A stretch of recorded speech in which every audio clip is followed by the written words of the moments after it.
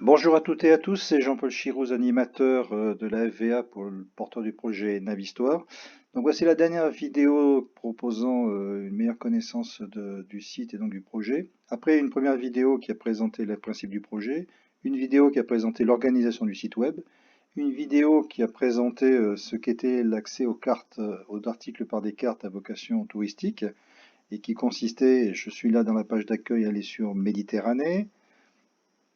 Voilà, et une fois la page Méditerranée, je vous ai montré comment, dans cette carte, on avait accès à des articles qui vous aidaient à avoir des idées, des suggestions de visites ou de rencontres permettant de découvrir le patrimoine maritime.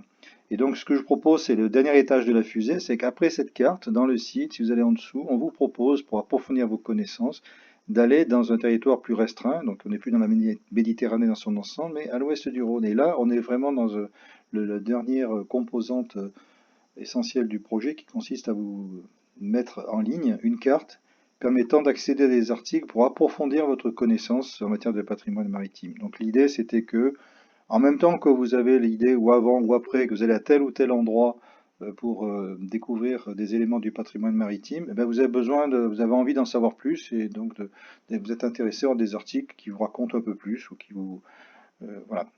Et donc c'est l'objet de cette carte. Donc toujours la même idée, des cartes avec des articles sur lesquels on peut, par un clic, accéder et avoir des choses intéressantes à voir ou à regarder. Donc je commence tout de suite. Donc toujours pareil, on va descendre depuis le Bouches-du-Rhône jusqu'à la côte Vermeille.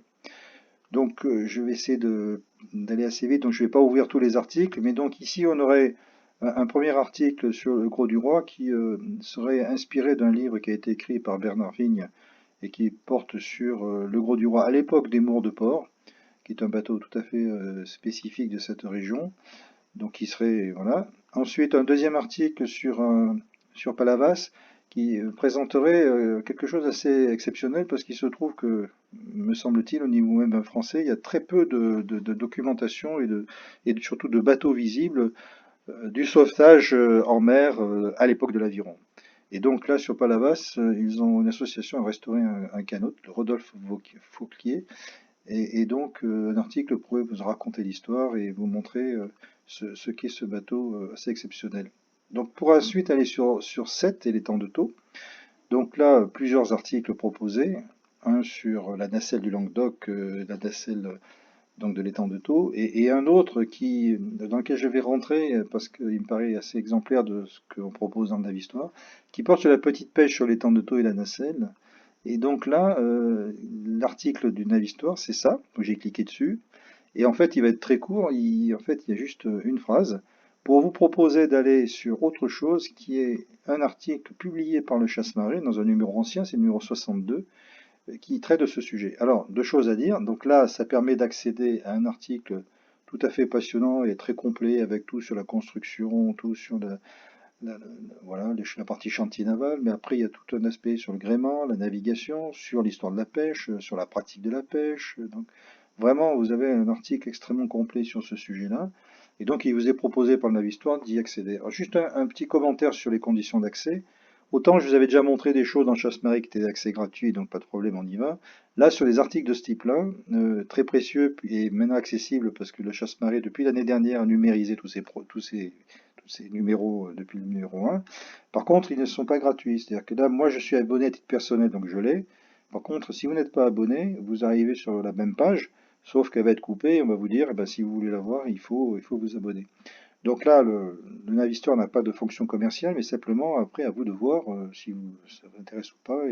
Et vous êtes là, vous êtes dans le site du chasse-marée, donc en gros, vous vous débrouillez avec le chasse-marée pour savoir si vous le voulez ou pas. Et bien si vous le voulez, vous abonnez et tout va bien si ça vous intéresse. Donc voilà, donc l'article du Navistor, c'est ça, c'est vous mettre en relation avec cette source documentaire. Et donc, c'est toute la philosophie de Navi-Histoire, c'est identifier les sources documentaires externes, les faire connaître. Si elles sont gratuites, ben vous y allez. Si elles ne sont pas gratuites, que ce soit des vidéos, des articles, peu importe, ou des livres, et ben à ce moment-là, vous êtes aux conditions commerciales du producteur, de l'éditeur, et à vous de décider et de choisir. Tout ça en toute transparence, je répète, la VA n'étant pas d'intermédiaire commercial. Donc voilà, ensuite sur cette, on a là aussi d'autres articles du Chasse-Marée. Je vais vous, par exemple, Il y en a un sur le chantier Aversa, donc, qui est déjà exposé au musée dont je vous ai parlé dans une autre vidéo. Mais là, il y a un article du Chasse-Marée qui présente Aversa, son chantier, son histoire. Donc là, vous aviez accès, comme je vous ai montré tout à l'heure. Vous avez un autre article sur l'histoire des joutes sétoises. Là aussi, c'est un article du Chasse-Marée, donc vous pouvez y accéder aux conditions que je vous ai déjà dit. Ici, il est proposé. Alors là, c'est pas par contre le Chasse-Marée. Par contre, là, vous avez, puisqu'on s'intéresse aux champs marins, il y a, voilà, il y a des liens qui donnent accès à un projet qui est en cours et qui est en cours de finalisation, qui consiste à mettre à disposition des enregistrements de chants traditionnels, dont des chants marins. Donc voilà, là c'est un lien pour y accéder. Et ensuite, dernier point, je pense, oui voilà, ben ça c'est encore un article du Chasse-Marée qui traite des bateaux bœufs à 7, et donc vous y avez accès. Donc vous voyez, vous avez déjà sur 7 4 ressources qui quasiment sont faites puisque ça renvoie à des sources externes qui existent. Donc pour avancer toujours plus vite, sur Agde, ici on n'a pas d'article du Chasse-Marée malheureusement, mais si j'ai mis ça, c'est parce que après toutes ces discussions et ces échanges, je trouve qu'il y aurait vraiment des choses intéressantes à raconter sur la navigation entre le 18e, 19e siècle sur le vieux Agde, et entre en gros les liaisons avec le canal du Midi et puis l'aspect commercial, la sortie en mer. Bon, ça n'existe pas aujourd'hui, donc il faut trouver un rédacteur, quelqu'un d'expert, et puis il faut trouver des sources et donc faire. Mais ça serait bien qu'il y ait un article qui raconte ça. Ça me semble faire défaut aujourd'hui. On arrive maintenant à la zone du Narbonnais, là aussi très riche. Donc je vais ici avoir plusieurs choses sur, voilà, l'étang de Bages. Une grosse chose sur les ports antiques du Narbonne. Alors j'avoue, comme j'ai déjà dit dans une vidéo précédente, c'est un peu une découverte pour moi, mais c'est extrêmement intéressant de voir ce qu'on a pu fouiller, trouver, interpréter et comprendre sur ce port maritime. Vous voyez des photos des fouilles qui sont faites. Et donc là, il y a plein de liens sur des conférences, parce qu'il y a tout un programme de recherche qui se déroule depuis plus de 10 ans, avec donc des expositions, des conférences, tas de choses comme ça. Et donc tout ça, ça vous est proposé ici. Et vous pourrez en apprendre beaucoup sur, je pense, sur l'histoire de la navigation antique dans ce secteur-là, qui est vraiment passionnante. Le Deux Frères, je vous en ai déjà parlé, c'est une présentation un peu plus développée de ce qu'est ce bateau tout à fait singulier, puisqu'en fait c'est une coque qualifiée de latine, mais qui est gréée en Wari. Donc vous découvrirez cette histoire dans la présentation qui vous en est faite par l'association. Et puis ici, la base nautique du port dit de la nautique à Narbonne, en fait c'est une histoire passionnante qui a été racontée dans une publication du parc régional de Narbonnais. Donc là, vous voyez, on n'est pas sur un lien avec un article en ligne, mais on a les possibilités d'avoir accès, si vous vous débrouillez avec le parc, d'acheter très concrètement cette publication. Voilà. Ensuite, sur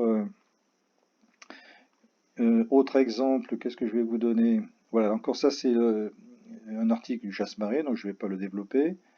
Ici, un article sur. Ah oui, alors ça, c'est pas Chasse-Marée, donc je vous le montre.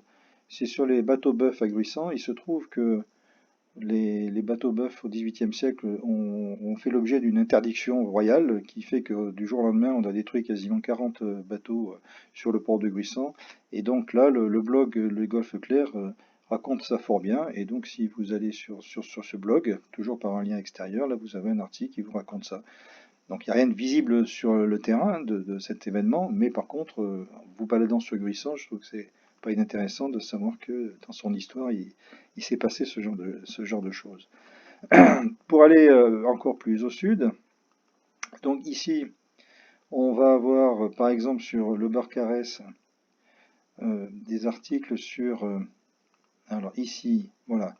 Les pêcheurs du Barcarès, on est encore sur un article du Chasse-Marée, donc je ne développe pas, mais vous y trouverez une, une présentation de ce qui a été l'époque glorieuse de la pêche avec les barques au Barcarès. Et là, c'est pas un article Chasse-Marée, c'est tout à fait complémentaire, mais l'association des barques catalanes du Barcarès a fait un photomontage de cartes postales accessibles sur YouTube. Là, je ne vous vois pas le lien, mais sur YouTube, vous accédez à ce photomontage et c'est magnifique. Vous avez une collection de cartes postales qui vous montreront comment on pouvait compter jusqu'à 40 barques sur cette plage. Enfin, autre exemple, toujours sur ce secteur du Barcarès, les barracas des Sanils, qui sont des baraques de pêcheurs dont certaines reconstitutions sont visibles, en fait, ont fait l'objet de recherches, notamment menées par Robert Bataille il y a quelques années. Et donc, là, il y a des articles qui traitent de ce sujet-là, spécialement sur le secteur du Barcarès, mais qui en même temps vous donnera des informations sur l'équivalent qui se déroule depuis en gros la plage de l'Espiguette aux embouchures du Rhône jusqu'au Barcarès. Il y a eu des exemples de ce type de construction un peu partout, et donc là vous avez des articles qui vous racontent ça, qui vous présentent ça. Et pour aller ensuite donc vers enfin la partie plus au sud. Donc ici, alors ça c'est un article qui n'existe pas encore, mais que j'aimerais bien qu'il soit fait parce que il se trouve que des charpentiers de Paris, je vous ai parlé de Yann Pajot, notamment qui a travaillé au chantier des barques, mais il y a un chantier qui existe toujours et qui fonctionne et qui est le chantier Bernadou, et qui aujourd'hui, voilà, c'est une photo actuelle, hein, qui travaille pour la restauration des bateaux en bois. Mais c'est un chantier qui est l'héritage de 5 générations de charpentiers de marine. Et donc, si on va sur leur site web, voilà, je vais sur leur site web là. Donc, vous avez un organigramme, voilà, des générations, 5 générations de charpentiers de marine. Et c'est dommage qu'il y ait juste ça qui est raconté, mais ça serait bien qu'on puisse y avoir un petit article qui raconte ça, mais celui-là, il reste à écrire.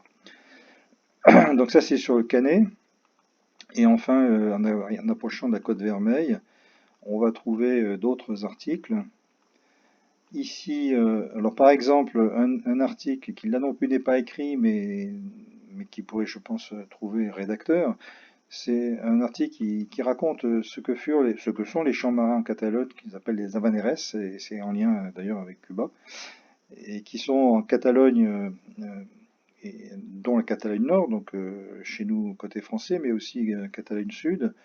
Et donc, on peut trouver des enregistrements, et ça serait bien qu'il y ait un article qui développe ce sujet-là, la dimension du culturel du Navistor étant tout aussi importante que les autres. Ensuite, sur Collioure, là, on revient à un article du Chasse-Marée, par exemple. Vous voyez qu'il y a des choses qui existent, c'est pas la peine de réinventer l'eau chaude. Donc là aussi, il y a un excellent article qui a été écrit dans le cadre de je ne sais plus quel numéro du Chasse-Marée. On va pas aller voir, ça sera un peu long. Et puis enfin, un dernier article ici sur le Miguel Caldentey dont il est question dans la première carte qui vous suggère d'aller le voir pour vendre. Et bien en fait, si vous voulez en connaître un peu l'histoire, là aussi dans le blog des Golfes Clairs, Hervé Groby a écrit un article qui raconte justement la restauration du Caldentey au chantier de Madirac, dans le côté de Narbonne, c'est à la Robine. Donc voilà, donc qui présente tout ce chantier, qui est un travail déjà considérable pour ce bateau d'exception. Je rappelle que c'est le seul caboteur qu'on a encore en état, et donc qui aujourd'hui est visible à Port-Vin. Voilà. Donc vous voyez, l'idée de cette partie du Navistoire, c'est de mettre à votre disposition des sources documentaires, donc qui sont des vidéos, des liens avec des sites web, des liens avec accès sur des articles gratuits ou payants selon les conditions. Et pour terminer, juste vous dire que tous les articles qui sont ici, vous avez vu les pictos qui apparaissent, ils ont des couleurs, bleu, rouge, orange, etc. C'est parce qu'en fait, on les a marqués du thème principal dont ils sont l'objet. C'est-à-dire que si c'est un article qui parle que des bateaux, il est rouge. S'il parle que de la pêche, eh ben, il va être bleu. S'il parle de la culture et de l'environnement et des constructions, il va mettre bleu et orange. Et donc ça, c'était pour pouvoir classer nos articles, ça donne une indication, et puis ça permettait et là je vais revenir en tête du site, de repêcher, si je peux dire, ces articles par la recherche par les thèmes, c'est ce qu'on a ici. C'est-à-dire que si par exemple ici on va sur environnement, eh bien on va arriver à une page dans laquelle on va avoir une carte nationale avec tous les articles qui parlent de l'environnement. Et si je veux avoir plus de détails, par exemple sur bâti et construction, ici je vais repêcher tous les articles qui parlent du bâti et construction. Donc par exemple, je vais y retrouver celui des baraques de Roussy, du Barcarès, le port antique de Narbonne et Gruissant, mais je vais avoir tous les autres articles au niveau national pêchés sur ce thème. Voilà la dernière vidéo. Je vous remercie et puis ben, à votre disposition et plaisir de rééchanger. Au revoir.